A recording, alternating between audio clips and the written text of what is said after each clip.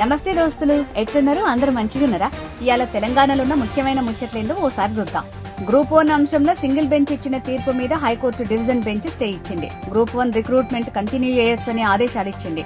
తదుపరి విచారణను అక్టోబర్ 16కు వాయిదా వేసింది. టీఆర్ఎస్ హయాంలో కబ్జాకు గురైన బతుకమ్మ కుంటకు పూర్వ వైభవాన్ని తెచ్చింది రేవంత్ సర్కార్. దీంతో 35 ఏండ్ల తర్వాత బతుకమ్మలు ఇక్కడ వదలనున్నారు. ఇక ఈ కుంటను సెప్టెంబర్ 26న ప్రారంభించనున్నారు సీఎం రేవంత్ రెడ్డి. ప్రపంచంలో అతిపెద్ద ఆదివాసీల కుంభమేళాగా పేరున్న మేడారం జాతరకు జాతీయ హోదా కావాలని డిమాండ్ చేసిండు సీఎం రేవంత్ రెడ్డి. ప్రత్యేకంగా నిధులియాలని అడిగిండు. మేడారం పర్యటనలో భాగంగా ఈ వ్యాఖ్యలు చేసిండు. వచ్చే సీజన్లో 75 లక్షల మెట్రిక్ టన్నుల ధాన్యం కొనాలని టార్గెట్ గా పెట్టుకున్నది రేవంత్ సర్కార్. ఈసారి సన్నాలకు, దొడ్డు రకాలకు వేర్వేరుగా కొనుగోలు కేంద్రాలు ఏర్పాటు చేయనున్నారు.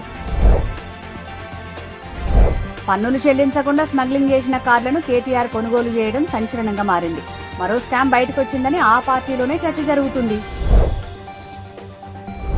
తెలంగాణలో 3,745 కోట్లతోటి పెట్టుబడి పెట్టే 3 కంపెనీలకు తెలంగాణ కేబినెట్ ఆమోదం తెలిపింది.